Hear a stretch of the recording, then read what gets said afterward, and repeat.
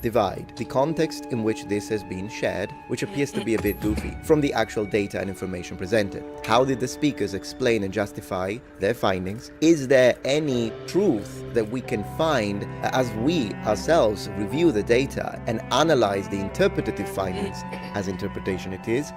And you'll see what interpreted it, which is also a little bit of a problem here, something we learn after 3 hours, so yeah. But in general, I'm here to keep an open mind. I always keep an open mind, and I find all of these claims to be absolutely fascinating. But it must be said that the context in which this conference happened, not great. If you have been exposed to this through TikTok or YouTube channels that didn't do even a speck of research and just repeated what the TikTokers said, you will find lots of sci-fi sounding claims. The pyramids are power plants and they have tubes underground that generate electricity. Or they found an underground city. Did you hear the term city being used? I do want to tell you whether or not they did mention these terms specifically. When it comes to the city, I think the reason why people are calling it a city is because both the first speaker in details and the third speaker on passing mentioned the city of Amenti, meaning the hidden city of the dead in Egyptian mythology. I do confirm that both the first and the third speaker mention it, and that's what they think they have found. I'll tell you which area of the scans the third speaker identified as, and I'm quoting directly, open quotes, the rooms of Amenti, close quotes. But the main problem here is the connection, the way the first speaker justifies this claim, which is absolutely ridiculous. But I am gonna tell it how it is. I'm not saying that there are no structures underneath the pyramid. I'm saying that they did mention Amenti, and the way they connected it to the findings, particularly the first speaker, is ludicrous. Contrary to what several articles and a few YouTube videos said, none of the speakers mentioned a power plant or the pyramids to be used as power plants, but they do present an alternative usage of the pyramids, which will go beyond the idea of being a funerary site or maybe even a necropolis, if you want to use that term. They don't say power plants, but they do say something, and I'll tell you because that's as we reach the third speaker. He's the one who tells us what these pyramids are there to do. And to finish up with her, so we can move to the first speaker, here's one more thing that she said, my translation. Open quotes, "You are the vanguard of a new time, because from today we begin to write a new page of history, and I'm not exaggerating, the true history of our remote past." Look. I've been yearning for this moment. Close quotes. His presentation begins in minute 11:34 and he will continue to speak about 1 hour and 2 minutes in the conference. Out of the three speakers, he's the one I like the least. His methodology is all over the place. His rhetoric is terrible. And even though he's the one who's supposed to give us an introduction to how this project came to be, he throws in a lot of metaphysical interpretation, speaks about the spirit, speaks about the mind. It's all over the place. To quote him, he calls the project in question as a, open quotes, project of research that is extremely serious, close quotes. However, on minute 17:36 is when he makes the first claim, where he says that the simple fact that he ran into the other two researchers as he was also working on the pyramid, the same pyramid that they were working on, he said that happened by chance, but it's not chance because, open quotes, it obviously wasn't random because chance doesn't exist, close quotes. Suggesting a sort of preordained or destined fate, I guess, that they would have to start this quest. And then on minute 18:30 he actually says that they are such a good group that they almost border telepathy. I hope that was just an analogy, but with the stuff that I'm going to tell you, he said, I'm not so sure. On minute 13:84 it was the other two speakers. Finally, at 20 minutes and 10 seconds in, he presents his first hypothesis. He basically contrasts the dating of the Giza Plateau, which is normally dated by professional historians to 10,500 years BC. However, he contrasts that and instead proceeds to provide a different dating, which is 36,400 years before Christ. He then very briefly glances through the reasonings as to why he's adding 20,000 years except the dating of the place is the only way to have that oh well, you need to take into consideration all the other countries that are in the Giza Plateau, not just the pyramids. This, and that's it. That's the entire justification for 26,000 years in the past for the Giza. He then goes into talking about how it's important to understand systems of communication of this civilization. Now I find it interesting that he talks about the word civilization, even though affirming that this happened 36,400 years, whereas we don't currently believe there was a civilization out there, but there was one. But he gives it as a statement of fact, not as a hypothesis. On minute 38 is when he starts saying how he disagrees once again with academics' research with the identification of a sarcophagus that he instead believes to be a bust or some kind of tomb. Once again, no justification provided for that interpretation. He then makes a statement according to which, since there are no hieroglyphs that we can read in these pyramids, he needs to find their code, which he believes to be numbers. This is where it's gonna get insane with Mr. May. Once again, my least favorite speed. Around the minute 45, it ditches the pyramids for a moment and focuses our attention to the temple of the valley, which is once again one of the temples that is found in the complex. It provides a 2D reflection of the temple. And that's where it goes absolutely insane. Remember that he mentioned before that he needed to decode whatever the heck these ancient people were trying to tell us without using hieroglyphs, and that he was going to use numbers. Well, here they are. So what he does, he sees this little thing here, which is part of the massive corridor inside the temple, and interprets this as number 3. Then he says that there are 16 columns.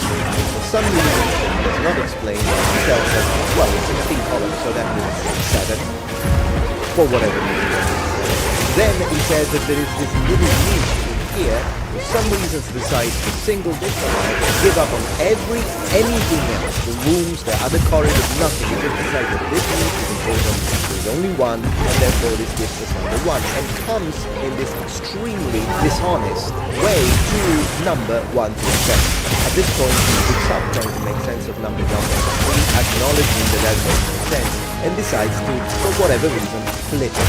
As I translate, open quotes, which, and I didn't even do it on purpose, appears to be an anagram of number 371. He then explains to tell us that this number represents, open quotes, the transcendent form of man which reincarnates himself in new life, close quotes. You'll hear a lot of these. He then finally mentions the of Amenti on minute 50.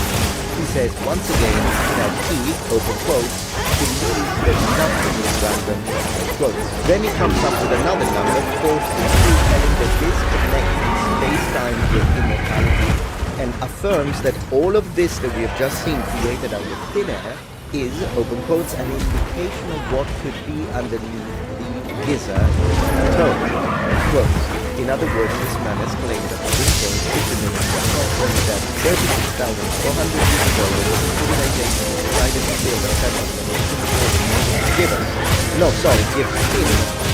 some numbers that they wanted us to interpret in a certain number of corridors, and not the other corridors, but the corridors that he liked. And by interpreting these numbers, they are telling him that there is something underneath. This is insane. Minute 51, well, is when he finally introduces the emerald tables.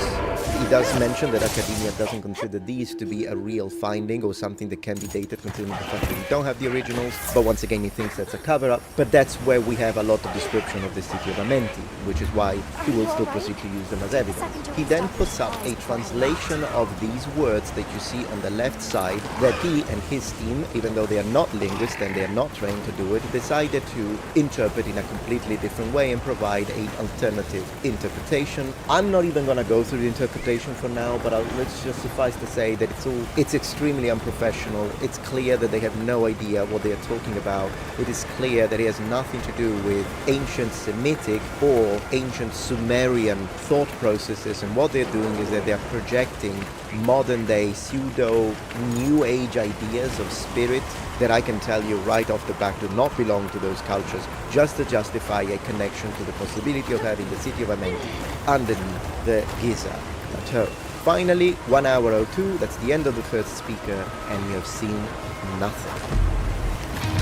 All this freedom and isolation. No one to tell me what to do! Nothing can beat a life like this! Out of the way, you stupid jocks. We have a serious problem here. Hey, what's up there, loner? Haruka, a little help over here? Even loners have people they want to keep safe! Where do you think you're going?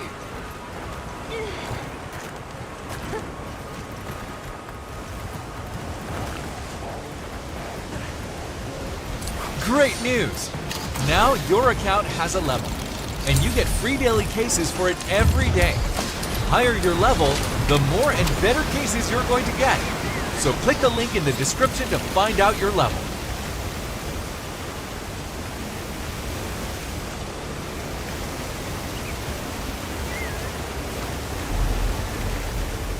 Speaker number 2 starts his presentation of 1 hour and 4 minutes in, and is the one that I consider to be the best one out of the three. His entire presentation lasts until 1 hour and 52 minutes in, and I would like to underline that even though, once again, I thought he was the best speaker, these were the most boring 50 minutes of my life. After the introduction of Speaker 1, which was all about the justification, and he completely failed to do that, Speaker 2 talks about the technology specifically. Now, given a lot of the stuff he said, he used a lot of big words, but here is the gist of what I understood. Of course, do refer to someone who does understand the technology, SAR, professionally, for a better description and assessment of his explanations. What they're claiming is that they're using a technique that no one else has ever used, and the gists of this technique is that they are utilizing 2 satellites from space to generate a SAR imaging. But this time, instead of trying to penetrate the ground with the conventional way of using SAR, which would make it for a very superficial analysis, they are using sonar. So, all of these images, which we're going to review, and I'll tell you everything what they said about each and every single one of these, this is sound. That's what you're looking at. Sound, specifically vibrations that are captured through the satellite, and then they use their own eyes to try and come to the conclusions, aka this, with the help of artificial intelligence. Now, the section about artificial intelligence, which helped them build all of this, is the part that I think removed all sorts of credibility, particularly from the third speaker, who is supposed to be the big guy, the genius behind all of this, because he does not understand how AI language models work. I will get to that once we reach the third speaker. I'm not necessarily refuting that maybe there is something to this. Maybe there is something underneath the pyramids. But the methodology, the rhetoric, the justifications, and in general the logical process as to how we see X, therefore it means Y, that was used by all 3 speakers, particularly the first and the third, is subpar and extremely unprofessional. This doesn't necessarily refute that maybe they did find something with this tech, but whatever it is, they did a horrible job at making it sound convincing. And you'll see why. So do stick until the end. Open quotes, a technique that we have made to be able to have underground scans. Alright, yeah. Close quotes. What can we He then make with proceeds what to we just explain did? that these satellite, he doesn't really mention 2, but the third speaker does. So he tells us that these satellites are in low orbit. I don't know On yet. 1 We hour don't and 20 find out. minutes in, he makes the following remark, open quotes. The heretic thought always wins. Heretic, error, means aero, meaning air, therefore liberty, freedom. Close quotes. From the context, what I understood by this is that he mentioned how sometimes there were groundbreaking visionaries, people that sort of challenged the established status quo, or whatever it is, the established model within any form of academia, and then he says that they were always right. Sort of new frontiers for science and archaeology and history and whatever. I will say, however, that his etymology and connection to then freedom is nonsense. He just made that one up. Returning to the technical explanation, it tells us that these SAR, the way they're using it, are transmitting impulses, specifically electromagnetic impulses, through the Earth in order to receive echoes of the sounds and vibration underneath the ground. But now let's talk about the validation of this technique, which he talks about on 1 hour 44 minutes in. Now, up to this point, I'm not liking the presentation one bit, but I want to be fair. As you know, that's what I always do.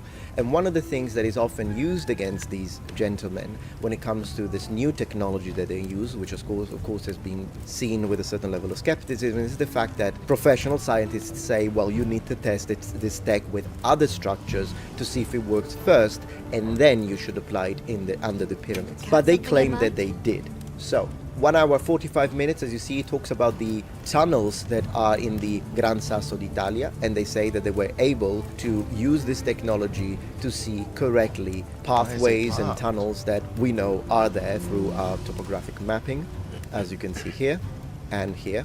This says analysis of the vibrations. And then as the second geolocation where they tried to use this technology to see if it worked, he talks about the dam of Mosul, once again making claims that the tunnel that is found inside this dam was in fact correctly identified by their scan methodology, as indicated by this picture. As you can see, there is this long blue line would correspond exactly to the tunnel that we do find underneath the dam. And then as you can see, these areas that appear red, which I imagine by watching these, it means they vibrate more, would be equivalent to the turbines that are found underneath. All of this is interesting, but the problem with this is that it's still not enough, in my opinion, to justify or even validate the ability of these scans to correctly interpret and receive echoes and data from 648 meters underneath the ground. In fact, 1,200 meters, as they also claim that they found structures, since these do not appear to be scans that occur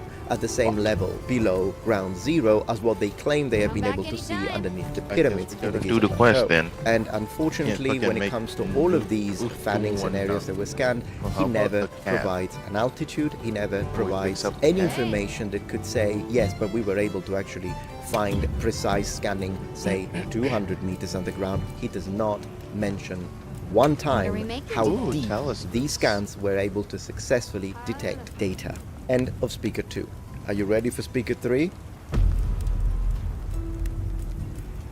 Speaker 3 is the big guy Corrado Malanga, and he begins his presentation 1 hour 52 minutes in. And one thing that I'm noticing already is the following, which I thought was fascinating. He's telling us that they received the images on the left, and he self-admitted that when they began looking at these, they understood absolutely nothing. He then proceeds to explain how important the different colors are because they represent different levels of vibration, which could mean different types of materials, different types of depth, whether there is something, whether there is an empty space, and then explains how he proceeds to use the computer software, never mention what software that is, in order to help them interpret this data.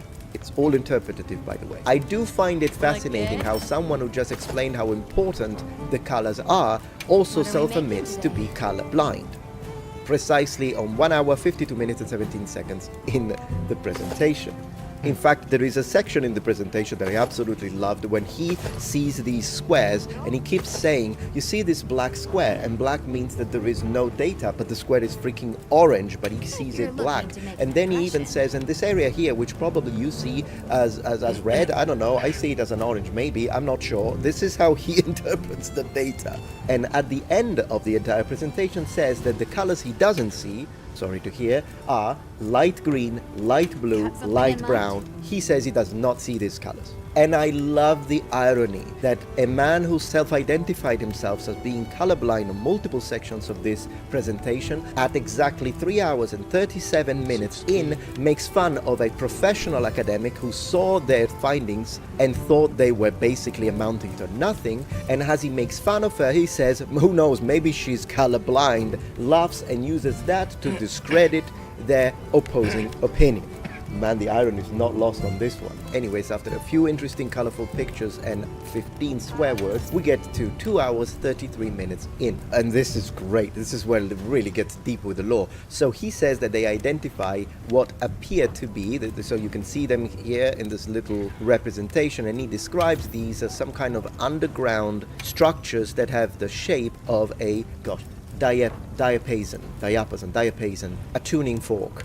So he believes that there are structures like this underneath, and he even gives us a visual representation, this one here. But he says this, open quotes, a diapason, so a tuning fork, exactly while we were looking at something that vibrates, close quotes. And the way he explained this, and you've got to be a native to understand this, he is basically trying to say that it is not a case, it is fate, that they use sonar interpretation and they found structures that, lo and behold, remind you of the shape of a tuning fork. And he thinks there is a correlation. This is the level of professionalism of this presentation.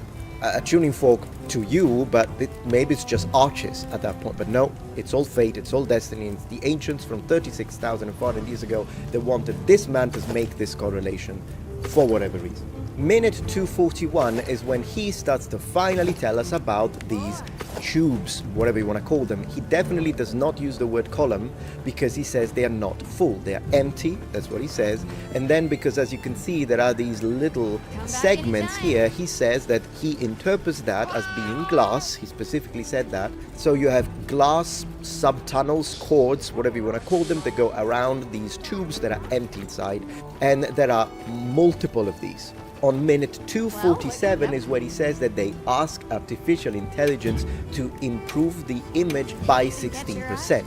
He does not explain to us what this improvement or enhancement means. He just says that it did, and then he does the calculation. If you look at the top of this image here, you see this little triangle, that's the pyramid. And then he tells us the pyramid is 137 meters tall. And by creating a connection between each single pixel and the height of the pyramid, they were able to then decide that these pipes, whatever you want to call them, go down for 648 meters under the ground. That's how they did it. I would like to underline that he says that this works even though they, and I am quoting him, stretched the image. But he says it doesn't matter because a pixel is a pixel. On 2 hours and 55 minutes in is the part where we get introduced to the concept of pareidolia. For those who don't know, pareidolia is the perception of apparently significant patterns of recognizable images, especially faces, in a random or accidental arrangements of shapes and lines. So, this is the part where he's trying to justify his findings by saying, you might think that this is just me trying to add these shapes, because remember, he's saying there are spirals underneath, and he's saying, but maybe that's just something I see. So he's seeing this because he wants to see something, but in reality, it's not that. Maybe it's something else, but it's not that. Here is how he counters that counter-argument, and that's where we get into the AI part. He says, open quotes, you see that, but I don't see anything. Does artificial intelligence make stuff up? Question. The AI does not have the phenomenon of pareidolia, and it does not make things up. So can the AI identify shapes that are fake? Question. No, because pareidolia is a psychoanalytical phenomenon. Close quotes. So, and this is not the only time when he uses this defense. He's saying we ran the images and our interpretations through the AI, and the AI said, yeah, you're right, these are tubes. Oh yeah, you're right, that's a cube. And then he says the AI never gets anything wrong, so we can't be wrong about it. This, the AI never gets anything wrong, is what this man stated 3 times during this conference. 3. And the 3rd time is my favorite, because it goes even further, and we dive into the conspiracy theory. Because of course there is a conspiracy theory and a cover-up situation that he's mentioning, and I absolutely love that part. Stick until the end. He then tells us that we are 648 meters under the ground. For whatever reason, he tells us, and it's significant apparently, that 648 is in fact double 324. And he says that 324 is a fundamental number because, this I'm quoting here, because it's a number that he calls epidiotic, meaning the length of the axis of space and the length of the axis of time. And 324 divided by 2 is 162. And then he tells us that 162 is important because 161.8 is the golden ratio. And I guess that's the message from the reptilians. He didn't say that. He does say, however, that we need to keep these data in mind for the future. Hazelnut, meet chocolate. Crispy, meet creamy. Irresistibly bueno. The Hyundai Getaway Sales Event is on at Lee Hyundai in Fayetteville. Get all-American savings on a great selection of new Hyundais. Drive a new Tucson for just $279 a month or get low 2.49% financing for up to 60 months. Drive a new Hyundai Elantra, made in America, just $229 a month for 36 months. The Hyundai Getaway Sales Event is on Get your All-American savings at Lee Hyundai in Fayetteville. And then he leaves it at that. Once again, just like the first speaker, he comes up with crazy numbers. He multiplies these numbers or subtracts these numbers to other numbers without any reason whatsoever, and then uses that whatever number that he has found to create some form of false correlation that has no grounding in anything, and decides that that's very important, and he never explains to us why. 3 hours and 6 minutes in, once again presents the AI as a cover-all, win-all argument and says, we asked the AI, after explaining what we found, what it thought this could be, and the AI came up with this idea. The AI explains that there is a presence of some emptiness in this space. Hypothetically speaking, these would be the really dark areas in the scan analysis. But then he says that these blue areas that are dark in the scan provided by the radar indicates subterranean emptiness, but they could also suggest the presence of natural cavities or artificial cavity. He, however, as he reads this, misreads it, and instead of reading O here, which means or, he reads it as E, which means and, adding therefore the conclusion said by the AI, which the AI didn't, that these empty sections could be natural and artificial, while the AI said natural or artificial. Did he misread it? Was it a mistake? Was it done on purpose? I have no idea, but it's a big thing to now claim that the AI said that these are artificial, since it did not. The picture appears later, but 3 hours, 9 minutes and 12 seconds in is when he tells us that these cubes that would be at the very basis of these pipes are, according to him, what I normally refer to as the rooms or the chambers of Amenti. Then he finally explains to us what the purpose of all this is. He says these were built to support the weight of the pyramid, and without all of this infrastructure underneath the ground, plus a plating that allegedly is supposed to be specifically under the pyramid would have sunk, and that right now would be at least 50 meters under ground zero, below ground zero. 3 hours and 44 minutes in is when he starts talking shit about modern day archaeologists and Egyptologists. 3 hours 45 minutes is when he begins to go deeply into a discussion about the Osiris shaft, which is basically an underground complex that has been found. We do know that this exists, but through their scannings they say that first and foremost, once again, Egyptology, archaeologists, scientists, they're all wrong. He claims that the sarcophagus that is found in here is made of a type of stone that is not present in Africa. He says that this stone was mined in Turkey, and he also says that it's mildly radioactive. His own words. 3 hours, 47 minutes and 17 seconds in, he also says that this black square that we see at the bottom of this underground complex is probably made of the metal tungsten. That would be fascinating. I would love if that were true, but however, he provides no evidence, and the only justification for this remark is the fact that it looks black because it could mean that it's empty, but it could also be that it's tungsten because it would not vibrate, I guess. The conference finally finishes, and that's the part where the presenter now encourages people to buy their books and get a signed copy. So, all in all, from this second episode, I might make more. What did I get from this conference? As I say, extremely esoterical sounding. There is a lot of terrible flaws in methodology. A lot of the justification, particularly the sections on the numbers and how these ancient people were speaking to them specifically, is absolute complete nonsense. And therefore, this kind of counters the argument that some people have presented where they say, oh well, they had to go and present and give this presentation with the likes of, well, the channel in question that was the host of this conference, even though these are a little quirky, a little corny, with a little aliens here and there, but they had to, because unfortunately they're cancelled by professional academia, and real universities wouldn't allow them to speak. But if that were the case, then the presentation should be perfect, excellent, very, very professional. And if that were the case, even if the environment in which this was hosted was with the reptilians, at least we could say, well, that's the line of defense, that's how we justify it. But as I've just explained, Speaker 1 and Speaker 3, it does sound like they belong specifically to this kind of context.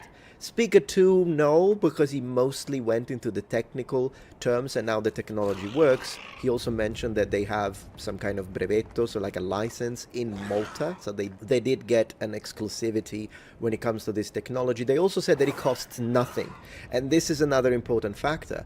If it really costs nothing, and the third speaker was very proud of this, we spent no money to do this, that's what he said. But if that's true, then why don't you use, and he uses that to sort of counter instead the millions of dollars, the usual other types of technologies that are photographic and usually deployed by the government in that area. They cost a lot of money, but he says that all they provide is nonsense. He's very adamant when it comes to attacking other people and their research. But of course, but then he also says, look, ours cost nothing, but if that's true, then why don't you apply this technology for subterranean areas, and not a dam, not a tunnel in a mountain, which is above ground, but you have to provide and prove with stuff we already know and we have got mapped. It costs nothing, you said. Prove it. Use it. Show us that it actually works underground in possibly similar situations to what we would find underneath the Giza Plateau. So also, once again, how you have to explain to us why water shouldn't interfere with the findings. But after you have proven that, since once again it costs nothing, then I would say we could start looking at this. And I am one of the proponents who says, you really want to know what's underneath? Maybe they got a lot of the stuff wrong, and clearly the methodology and the whole idea with the numbers and how they connect it to a ment is complete nonsense. But maybe there is something there. Maybe the scan did find some structures, and if that's the case, then go and dig. Go and dig.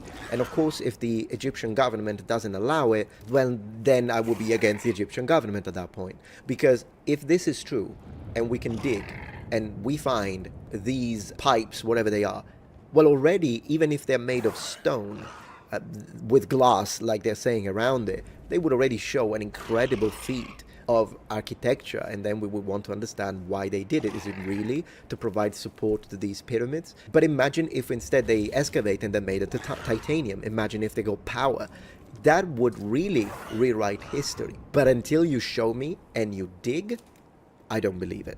The only thing I'm willing to accept at this point is that maybe there is underneath. But this is a very newly used technology and we don't know how reliable it is.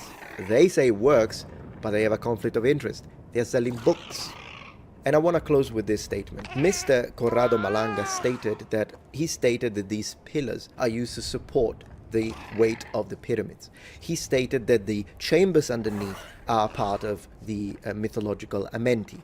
But he also stated that the pyramids had the purpose of, open quotes, acting as a bell, which is used to gather vibration information in order to transport this information underneath. There's a lot of claims there. Is it real? Is it nonsense? Is it mostly nonsense? But maybe there actually is something underneath? We'll see. But for now, I've provided, as promised, a summary in English of everything they said with my own personal commentary. If you're still interested, I can continue, of course. Thank you very much for watching, and I will see you tomorrow for my next daily upload. And remember, the Metatron has spread his wings. Goodbye. With Wawa's rewards program, you can earn points every day. When you gotta get rewarded, you gotta Wawa. When it comes to battling messy kids, it's all in the little victories. Crayola Color Wonder, set sold separately.